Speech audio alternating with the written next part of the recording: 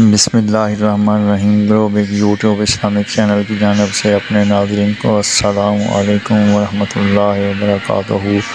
آج ہم اپنے ناظرین کو مکہ مکرمہ اور کعبہ شریف کے فضائل کے بارے میں بتائیں گے۔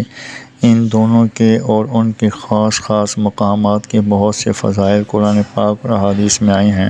نمونہ کے طور پر چند کا ذکر اس جگہ کیا جاتا ہے۔ حق تعالیٰ کا ارشاد ہے، اِنَّ أَوَّلَ بَيْتٍ وُضِعَ لِلنَّاسِ لَلَّذِي بِبَكَّةَ مُبَارَكًا وَهُدًى لِّلْعَالَمِينَ۔ ترجمہ: یقیناً وہ مکان جو سب سے پہلے لوگوں کی عبادت کے واسطے مقرر کیا گیا وہ مکان ہے جو مکہ میں ہے، یعنی کعبہ شریف۔ وہ برکت والا مکان ہے اور تمام لوگوں کے لیے ہدایت کی چیز ہے۔ فائدہ: حضرت علی کرم اللہ وجہہ سے نقل کیا گیا کہ مکانات تو اس سے پہلے بھی تھے، لیکن عبادت کے لیے سب سے پہلے یہی مکان موضوع ہوا۔ متعدد صحابہ کرام سے نقل کیا گیا کہ تمام زمین کے پیدا ہونے سے پہلے یہ جگہ پانی پر بلبلے کی طرح سے تھی، پھر اسی کو پھیلا کر ساری زمین اس سے بنائی گئی، جیسا کہ آٹے کے پیڑے سے پھیلا کر روٹی بنائی جاتی ہے۔ بعض علماء نے کہا ہے، یہود بیت المقدس کو سب سے افضل شہر بتایا کرتے تھے کہ وہاں بہت سے انبیاء کرام کا قیام رہا ہے۔ اس پر یہ آیتیں نازل ہوئیں۔ در منصور فیہ آیات بینات مقام ابراہیم، آل عمران کی آیت ہے یہ۔ اس میں بہت سی کھلی نشانیاں اس کی افضلیت کی موجود ہیں، من جملہ ان کے اسم میں مقام ابراہیم ہے۔ فائدہ: مقام ابراہیم ایک پتھر ہے جس پر کھڑے ہو کر حضرت ابراہیم علیہ السلام نے کعبہ کی تعمیر کی تھی، اور اس پتھر پر آپ کے قدموں کا نشان بن گیا تھا، اور اب وہ کعبہ شریف کے قریب ایک قبہ میں ہے جس کو مقام ابراہیم ہی کہا جاتا ہے۔ مجاہد کہتے ہیں کہ اس پتھر میں قدم کے نشانات کا ہونا بھی ایک کھلی نشانی ہے۔ در منصور من دخلہ کان آمنا، اور جو شخص اس کے یعنی حرم کی حدود کے اندر داخل ہو جائے وہ امن والا ہو جاتا ہے۔ دو وجہ سے اس مقام کو امن کا نام دیا گیا، ایک آخرت کے اعتبار سے کہ اس میں نماز و حج وغیرہ کرنے سے جہنم کے عذاب سے امن ہو جاتا ہے، اور دوسرے اس وجہ سے کہ جو اس شخص باہر کسی کو قتل کر کے اس میں داخل ہو جائے تو اس کو قتل نہ کیا جائے گا، البتہ اس کو کھانا وغیرہ بند کر کے مجبور کیا جائے گا کہ وہاں سے باہر نکلے اور باہر قتل کیا جائے۔ حضرت عمر رضی اللہ تعالیٰ عنہ فرماتے ہیں کہ اگر میں اپنے باپ کے قاتل کو بھی حرم میں پاؤں تو وہاں اس کو ہاتھ نہ لگاؤں یہاں تک کہ باہر نکلے، حتیٰ کہ حضرت عمر رضی اللہ تعالیٰ عنہ کے صاحبزادے حضرت عبداللہ بن عمر رضی اللہ تعالیٰ عنہ سے تو یہ نقل کیا گیا کہ میں اپنے باپ حضرت عمر بیٹے کے قاتل کو وہاں پاؤں تو میں اس کو جو نہ کروں۔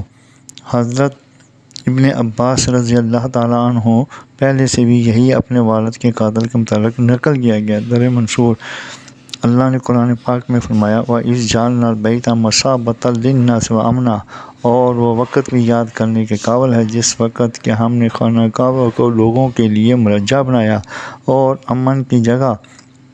فائدہ: مرجع بنانے کے دو مطلب ہو سکتے ہیں، ایک یہ کہ قبلہ بنایا کہ لوگ نماز میں اس طرف رجوع کریں، دوسرے یہ کہ حج و عمرہ کے لیے اس کی طرف چل کر آئیں، اور ہو سکتا ہے کہ مشابہ ثواب سے ہو کہ ثواب کی جگہ بنایا وہاں ایک نیکی کا ثواب 1,00,000 کے برابر ہے۔ ابن عباس رضی اللہ تعالیٰ عنہ فرماتے ہیں، مرجع ہونے کا مطلب یہ ہے کہ اس سے لوگوں کا دل نہیں بھرتا، ایک مرتبہ حج کر کے فضائل حج جاتے ہیں پھر بار بار اس کی طرف لوٹتے ہیں۔ اللہ رب العزت نے قرآن کریم میں ارشاد فرمایا، وَإِذْ يَرْفَعُ إِبْرَاهِيمُ الْقَوَاعِدَ مِنَ الْبَيْتِ وَإِسْمَاعِيلُ رَبَّنَا تَقَبَّلْ مِنَّا إِنَّكَ أَنْتَ السَّمِيعُ الْعَلِيمُ۔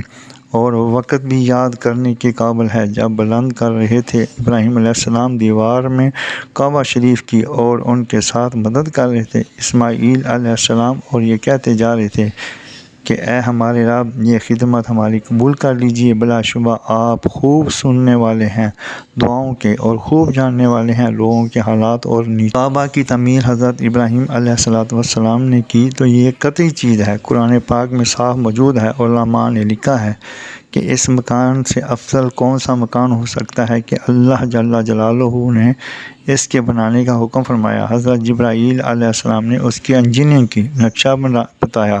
حضرت ابراہیم خلیل اللہ جیسے بڑے نبی اس کے معمار اور حضرت اسماعیل ذبیح اللہ جیسے جانثار تغیر میں مددگار تھے۔ اللہ اکبر، کتنی بڑی عظمت ہے اس مکان کی۔ ابن سعد کی ایک روایت میں ہے کہ حضرت ابراہیم علیہ السلام کی عمر اس وقت 100 سال تھی اور حضرت اسماعیل علیہ السلام کی 30 برس کی۔ در منصور کعبہ کی تعمیر مورخین کے نزدیک متعدد مرتبہ ہوئی، ان میں سے بعض متفق علیہ ہیں اور بعض مختلف فی۔ اس کی بحث یہ ناکارہ موطا مالک کی عربی شرح میں تفصیل سے ذکر کر چکا ہے، جس کا اجمال یہ ہے کہ مشہور قول کے موافق سب سے اول اس کی تعمیر فرشتوں نے کی، حضرت آدم علیہ السلام کی پیدائش سے 2000 سال قبل، اور بعض حضرات کا قول ہے کہ یہ دوسری تعمیر ہے۔ اس سے پہلے حق تعالی شانہ کے امر کن سے اس کی تعمیر ہوئی، جس میں فرشتوں کا بھی دخل تھا۔ حضرت آدم علیہ السلام کی تعمیر سے جو محدثین اور مورخین کے نزدیک مشہور ہے، مگر قطعی روایت نہیں۔ روایات میں آتا ہے کہ 5 پہاڑوں کے پتھروں سے حضرت آدم علیہ السلام نے اس کو بنایا تھا: لبنان، طور سینا، طور زیتہ، جودی، جرا۔ بعض روایات میں آیا ہے کہ حضرت آدم علیہ السلام نے بنیادی حصہ تعمیر کیا تھا اور اس کے اوپر آسمان سے بیت معمور نازل ہو کر کھا گیا تھا۔ اس کے بعد حضرت آدم علیہ السلام کے وصال یا طوفان نوح کے وقت وہ آسمان پر اٹھا لیا گیا۔ حضرت شیث علیہ السلام جو حضرت آدم علیہ السلام کے صاحبزادے نبی ہوئے، ان کی تعمیر بتائی جاتی ہے۔ حضرت ابراہیم علیہ السلام کی بنا جو اوپر جو گزری ہے اور قطعی ہے، مورخین نے لکھا ہے کہ 92 گز اونچی تھی اور 30 گز بھی اور 23 گز چوڑی۔ یہ سقف نہ تھی اور اس کے اندر ایک کنواں تھا جس میں وہ نظر نیاز ڈال دی جاتی تھی جو کعبہ پر نثار کی جاتی تھی۔ عمالقہ کی اور نمبر 6 جرہم کی، یہ عرب کے 2 قبیلے حضرت نوح اس کی اولاد میں سے ہیں۔ کسی کی تعمیر ہے جو حضرت حضور اقدس صلی اللہ علیہ وآلہ وسلم کی 5ویں پشت میں دادا ہیں۔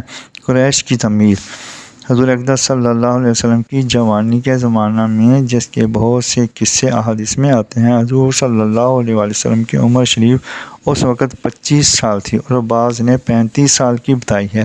اس کی تعمیر میں حضور صلی اللہ علیہ وآلہ وسلم کی بھی شرکت ہوئی کہ اپنے کاندھے پر پتھر اٹھا کر لاتے تھے۔ یہی وہ تعمیر ہے جس میں حجر اسود کو اپنی جگہ سے رکھنے میں قریش میں ایسا نزاع پیدا ہوا کہ ہر جانب سے تلواریں نکل آئیں اور ہر قبیلہ چاہتا تھا کہ یہ سعادت اس کے حصے میں آئے۔ حضور صلی اللہ علیہ وآلہ وسلم نے اس کا یہ بہترین فیصلہ کیا کہ اپنی چادر مبارک پر اس کو رکھ کر فرمایا کہ ہر قبیلہ کا ایک ایک آدمی اس چادر کے کنارے کو پکڑ لے۔ اسی طرح اس کو کعبہ کی دیوار تک لے جا کر فرمایا کہ تم سب مجھے اپنی طرف سے وکیل بنا دو کہ اس پر سے اٹھا کر دیوار پر رکھ دو۔ سب نے وکیل بنا دیا اور حضور صلی اللہ علیہ وآلہ وسلم نے اپنے دستے مبارک سے اوپر رکھ دیا۔ قریش نے اس تعمیر میں اس کا عہد کیا تھا کہ اس میں مشتبہ کمائی نہ لگائی جائے گی، حلال کمائی کم رہ گئی، جس کی وجہ سے حتیم کی جانب دیوار کو پیچھے ہٹا دیا اور کچھ حصہ کعبہ شریف کا باہر رہ گیا، اور کعبہ کا دروازہ بھی ابراہیم اس کی تعمیر کے خلاف بہت اونچا کر دیا۔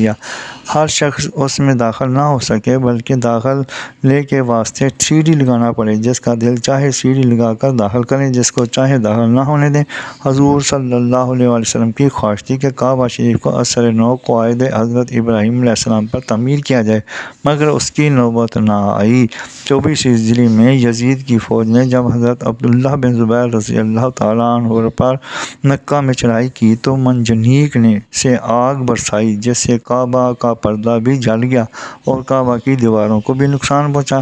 اسی سنہ میں یزید مر گیا اور وہ فوجیں وہاں سے واپس آ گئیں، تو حضرت عبداللہ بن زبیر نے کعبہ کو منہدم کر کے اثر نو تعمیر کیا، جس میں حضور صلی اللہ علیہ وسلم کی خواہش کے مطابق حتیم کے حصے کو اندر داخل کیا اور دروازہ زمین میں کے قریب کر دیا کہ ہر شخص اس میں داخل ہو سکے، اور دوسرا دروازہ اس کے مقابل دیوار میں قائم کر دیا کہ لوگ ایک دروازے سے داخل ہوں، دوسرے سے نکلتے رہیں اور آنے جانے میں مزاحمت نہ ہو۔ جمادی الاول جمادی الاخر تو 64 ہجری میں یہ تعمیر شروع ہوئی اور رجب 64 ہجری یا 65 میں یہ پوری ہوئی۔ حضرت عبداللہ بن زبیر نے اس کی خوشی میں بہت بڑی دعوت کی جس میں 100 اونٹ ذبح کیے۔ کعبہ فضائل حج شریف کی تعمیر تو حضرت ابن زبیر نے پوری فرما دی، لیکن اس حادثہ میں ایک اہم نقصان یہ ہوا کہ حضرت اسماعیل ذبیح اللہ کے فدیہ میں جو مینڈا جنت کا ذبح ہوا تھا اس کے سینگ اس وقت سے کعبہ شریف میں محفوظ تھے، وہ اس حادثہ میں جل گئے۔ انا للہ و انا الیہ راجعون۔ حضرت عبداللہ بن زبیر کے انتقال کے بعد عبد الملک بن مروان کے زمانہ حکومت میں حجاج نے بادشاہ کو بہکایا کہ ابن زبیر نے کعبہ میں تغیر کر دیا اور اس حال پر نہیں رہا جس پر حضور صلی اللہ علیہ وسلم کے زمانہ میں تھا۔ عبد الملک نے اس کو اجازت دے دی کہ اسی صورت پر کر دیا جائے۔ اس پر حجاج نے قدیم طرز کے موافق شرقی دروازہ کو اونچا کر دیا اور اس کے بالمقابل دروازہ کو بند کر دیا اور حتیم کی جانب سے دیوار توڑ کر پیچھے ہٹا دی اور اندر کے حصہ میں بھراؤ کر کے کعبہ کی سطح کو اندر سے اونچا کر دیا۔ 73 ہجری میں یہ تغیر ہوا۔ اس کے بعد سے اس حال پر بیت اللہ شریف ایک عرصہ تک رہا کہ اس کی 3 جانبیں حضرت عبداللہ بن زبیر کی تعمیر سے تھیں اور حتیم کی جانب حجاج کی تعمیر سے۔ بعض لوگوں کی رائے یہ ہے کہ اب تک اصل تعمیر یہی ہے اور آئندہ کے تغیرات مرمتیں ہیں، مستقل تعمیر کی نہیں ہیں۔ محدثین نے روایت کیا ہے کہ ہارون رشید وغیرہ بعض سلاطین نے ارادہ کیا کہ کعبہ شریف کو حضرت عبداللہ بن زبیر کی تعمیر کی موافق کر دیا جائے، اس لیے حضور صلی اللہ علیہ وسلم کی منشا کے موافق تھی، مگر حضرت امام مالک رحمۃ اللہ علیہ نے بڑے اصرار سے اس ارادہ کو ملتوی کرایا تاکہ کعبہ کی تعمیر بادشاہوں کا کھیل نہ بن سکے کہ ہر بادشاہ اپنے نام کی خاطر اس میں تعمیر کا سلسلہ شروع کر دے۔ 1021 ہجری میں سلطان احمد ترکی نے چھت بدلوائی اور دیواروں میں جہاں جہاں بوسیدگی آ گئی تھی اس کی مرمت کرائی، مزاب الرحمہ کو درست کیا۔ یہ در حقیقت پوری تعمیر کی تجدید نہیں بلکہ اصلاح اور مرمت ہے۔ جزاکم اللہ احسن الجزاء۔ اللہ تعالیٰ سمجھنے اور عمل کرنے کی توفیق عطا فرمائے، آمین یا رب العالمین۔ مزید جاننے کے لیے چینل کو سبسکرائب اور لائک کریں، ویڈیو کو آخر تک سنیں تاکہ نئی آنے والی ویڈیو کا نوٹیفیکیشن آپ کو مل سکے۔